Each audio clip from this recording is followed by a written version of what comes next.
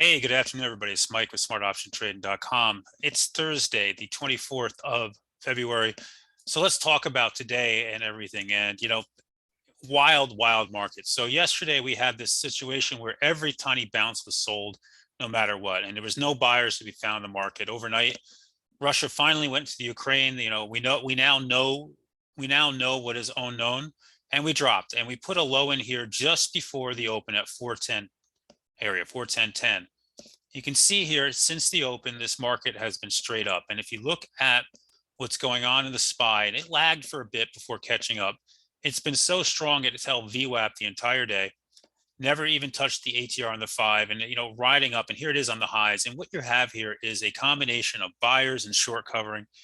This morning, I do a video for all my members. We came in, we talked about how extended we were going to be off the 8-day and out of the Bollinger Band. We were going to be 20 to 25 handles off the 8-day and way out of the Bollinger Band, and to look for a bounce. And here we have this big bounce on the SPY on huge volume. 173 million shares with about 25 minutes to go. We're easily due over 200. Okay. People saying, well, is this the bottom? Nobody knows for sure, but we now know what's going to go on in Ukraine. And unless there's some strange news there, something that just is,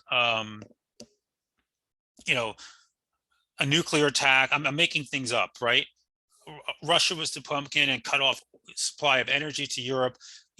This is going to be playing out for a long period of time. So this is just the start of a long period there. And the market's going to just kind of move on to it. It's probably going to go focus back on inflation and the Fed. So big move here, right? We talked about not going short on the open, not chasing shorts. On the Qs, they were the clear leader. Look at the Qs candle now, almost to the 8-day, taking back most of yesterday's candle. You want to know how strong the Qs were? I mean, we never even got to VWAP. Right out of the gate, the opening 10 minutes was strong. And what told us this was AMD. Look at this candle right here. Just before the open, the 5-minute candle before the open had big volume, pushed up, and then right out of the gate, we took off. And AMD has come back, gone through the 200-day, gone through the 8-day here strong. And this is what led us today. It was NVIDIA, it was AMD, Tesla put a low in of this morning pre-market? 690, 691, and is now all the way up at 794. It's up over $100. Huge move on that. Amazon today. Look at the size of this candle from 2792 to 3025 here back into the 8-day. So this was the easy trade today. I traded the TQQQs over and over today, made very nice money getting in and out of that. Would have been better if I just sat in it all day, but you don't know, and that's why you do it.